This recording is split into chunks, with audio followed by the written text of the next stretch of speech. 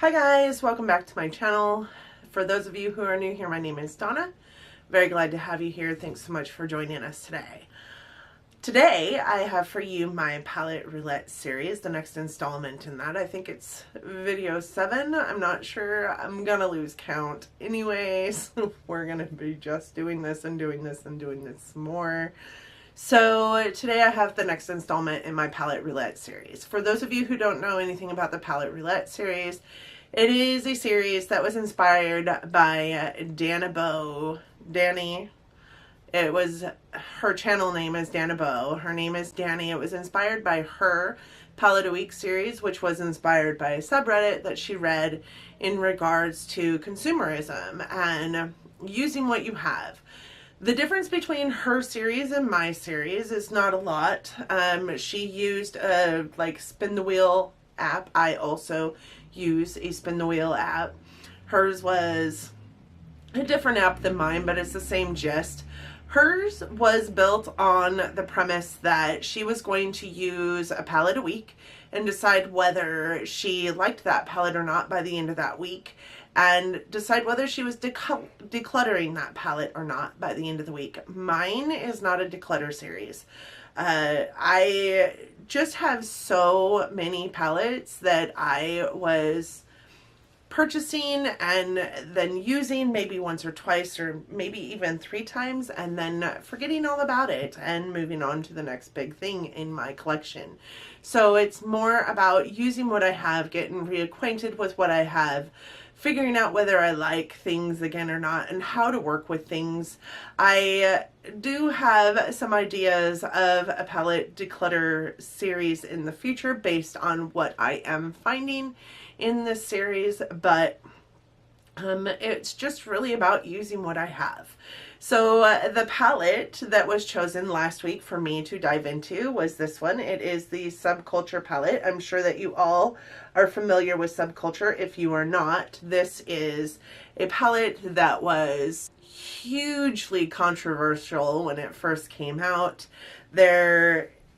It was marketed as the sister to Modern Renaissance, and if you know anything about Modern Renaissance, you know that it is berry tones and very warm and very just pretty. It is a pretty palette, and this is definitely not a pretty palette. This is kind of grungy and dirty. I like to call it dirty. This was a palette that was very near and dear to my heart because it is, I believe, the very first palette that actually spoke to my inner being. The palette that I really, really wanted to pick up so badly that I set an alarm. It went off while I was at work. I was in the middle of, well, actually not in the middle of, just starting a meeting with my district manager at the time and another store manager, and my alarm went off and I went, pause. I need to purchase this palette, and I did. I went onto the ABH website, I purchased the palette, and it got shipped to me. I loved this palette's aesthetic. The color story in it was beautiful. I'm originally from the Seattle area, so that, grungy vibe of things really speaks to me. That's kind of the look I've got going on today. I really like dark colors on my skin. This really set that in place for me. It really spoke to my inner soul. So with that being said, I am going to show you the palette. This is the Subculture palette, and then when you open it up, that is the mirror that it comes with. It's a very large mirror, and then these are the colors. So ABH palettes also come with a brush. I don't really prefer the brush, but these are the colors. This color story is just amazing. This color here and this color here are not honestly the best colors in the palette, but they are whatever. You can definitely pull off some dark grungy looks with this, and you can also pull off some more neutral looks. This taupey shade right here is a nice neutral color. This dark brown right here is a fairly good color to use also. This right here, this color here turns into a nice, pretty brownish color on your skin, and these colors do oxidize quite a bit, actually.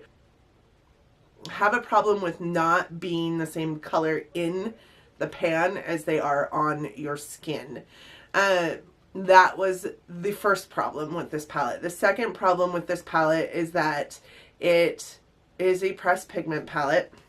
It does tell you on the back that it is an eyeshadow palette, but there are very few ingredients in this palette as opposed to a lot of other ABH palettes. The pan size is the same. It still has 14 shadows in it.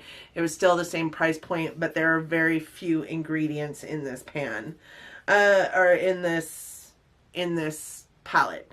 It does also have different ingredients for Adorn, Electric, and Cube, which are the metallic shadows in here.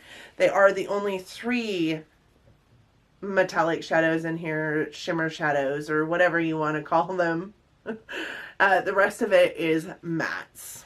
This palette is a palette that was made in the USA. The brush that comes with it was made in China, but the palette is made in the United States. This also is a cruelty-free company. ABH is an amazing company for that, and it says that this expiration is 6 months. I will tell you, I've obviously had it longer than 6 months since I've had it since it came out, which I think was this time-ish last year, maybe a little sooner. I think it was maybe August last year, not this last August, but August last year. So with that being said, let's swatch. I'm going to show you swatches, this row on top and then this row on bottom. All right, so these are the swatches from that first row. This one here is that cube shade. It is white. It's meant to be like a topper shade, just to give some of your other shades a little bit of a kick. It's got a nice little pink reflect to it, even though there's some staining from the Jeffree Star Lippy that I recorded the other day that is still got a bit of a pink reflect to it. This next one here is Dawn. It's more of a flesh colored pigment in the pan, but it does come out on the skin a little more brown toned or orange, like an orangey brown tone. The next one here is Destiny. It is on my eyes today. It is just your army green olive toned color. This next one here is Adorn. It is a beautiful copper penny metallic, very soft. They're all really soft, but this one is very soft. This one is All Star. It is a very pretty burgundy color in the pan, but oxidizes to more of a like a brick red and almost brown to some extent. This one is Mercury. It is a nice taupey brown gray color. And this one here is Axis, probably one of my favorite colors in the palette, but one that is really super difficult to work with. It has a lot of fallout, and if it gets on your face, you're done. This palette is definitely one that you need to work with prior to doing your base. I have a really hard time with that myself. The next row of colors is this one, which is Dawn. No, this one, which is Roxy. This one was made famous by Alyssa Ashley in her Subculture Try.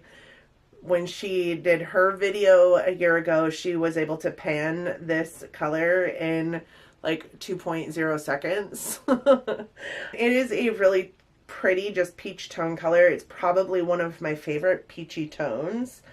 And the next one is Electric. It is, again, a topper shade. It is kind of a green gold. The next one is Fudge. It is a brown shade. It is on my eyes today. This one is New Wave, which is kind of a orange toned yellow. This one is Untamed. It is also kind of a blue green olive tone color. It's just very strange. This one is Edge. It's supposed to be a yellow, but together with it and the New Wave color, they kind of look almost exactly the same on the eye. And this one is Rowdy, which is supposed to be a purple, but comes out very black actually on the eye. So going through this palette, like these two colors here, I absolutely can't stand them. I do not like them. They do not show up very well. I mean, if you guys can see, it's the first color on this hand and the second color on this hand. They're just, it looks like blank space. There's not much to them. I just don't like them unless they're packed on top of another color. And that color actually gives it the color that makes it pop, and I just don't like it. Dawn here, this like flesh color, really oxidizes on the eye to be more of an orange, a creamy orange color. This one here, which is Destiny, and it is a nice like olive toned color, really does look like an olive on the eye. It just kind of blends away. It is one of those colors that I really have to pack on. It is in my crease today, and I will actually, I have a picture that I will put in here right here that will show you some issues that I had when blending the colors in this palette. Like, that's not unheard of.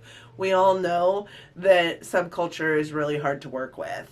The next one here is Adorn, and it is that really pretty copper penny metallic. I do have it on my eye look today. All Star is next to it. A really pretty burgundy color. Again, have a really hard time with blending it. It just becomes patchy and ugly and actually oxidizes to more of a brown color on your eye. Mercury is a really pretty, it starts off as a really pretty taupe, it ends as a really pretty taupe. It's not that hard to work with, honestly, in my opinion. Axis is awful to work with. Axis is one of my favorite colors in this palette, but it is awful to work with. Roxy, probably one of my most favorite peaches ever. I really do love it. Fudge is the brown that is just super patchy. It's super patchy. It goes on the eye patchy. I pat, and I don't blend this color, because when I do blend this color, I have issues. My eyeliner today, I don't know if you guys can see, but my eyeliner takes up a giant majority of my eyelid space, and the reason for that is because of this fudge color. It was awful. It looked awful. It was so patchy, and I couldn't get it to blend for nothing. Even when I patted it on, it just kind of disappeared. It was, I just don't, it's not my favorite brown. The next one is New Wave, which is an orange, and then this one down here, these two colors, actually I have this one on my eye, but I have this one on the other eye because I went into the wrong color and you can't even tell. And then we have Untamed, which on the eye looks like a cross between Axis and Destiny, these two colors here. And it really is, to some extent. It's like an olive green blue color, so a combination of the two, Axis and Untamed. It's easier to work with than Axis is, but not as pigmented as Axis is, and it can just muddy together and become a mess on your face. Rowdy, awful. It's an awful color. It is an awful color. It goes on your eye like a black. It looks like a purple in the pan. It muddies with every single other item you put onto it. Like, to be fair, this is one of my favorite palettes, but it's also one of my least favorite palettes because it's just so hard to work with. And when you give yourself only 30 minutes to an hour to work with on a work day, and I think I said this in my video in which this was chosen, you have to take your time with subculture. You have to. My eye look today took me about an hour and a half, and I still put the eyeliner on my eyes the way I did because it just didn't come out the way I wanted it to. Yesterday, I took my makeup off 3 times before finally settling on the look that I created. So part of that might be because I don't typically do my eyes first. I always do the rest of my face first and then do my eyes, because I feel like I don't think my eyes look great unless the rest of me is put together. So that might be part of the reason. But the other reason is because it just kept muddying together and kept muddying together, and it didn't matter what I was doing to it. And that really pretty burgundy color right here, that really pretty burgundy color, which is called All Star. It just kept turning like this really ugly brown. So I was trying to perfect it and it just wasn't working. So like I said, you really have to take your time with this palette. It's not one I can foresee myself getting rid of anytime soon. I really do love the grungy looks that come out of it. But I just wish it was just a teeny bit easier to work with and just a teeny bit less oxidizing on the eyes. I think ABH learned a lesson from this guy and they can come out with a pretty stellar in between. So now we're going to choose my palette for next week. This part always excites me. I use the app called Decide Now. It is on the App Store. I do use an Android phone. I love my Android phone. I cannot stand iPhones. I'm sure if it's not available for iPhones, there is one just like it. Danny has an iPhone. She uses an app that's very similar. So this is what the app is. It is just a Wheel of Fortune wheel, and you give it a title. You then go in and you can edit any of these. I can take out. I can put stuff in as palettes come in to my collection. I can take things out as palettes come out of my collection. That's not really happening these days. And then you just press the button to spin the wheel. So we are going to spin the wheel.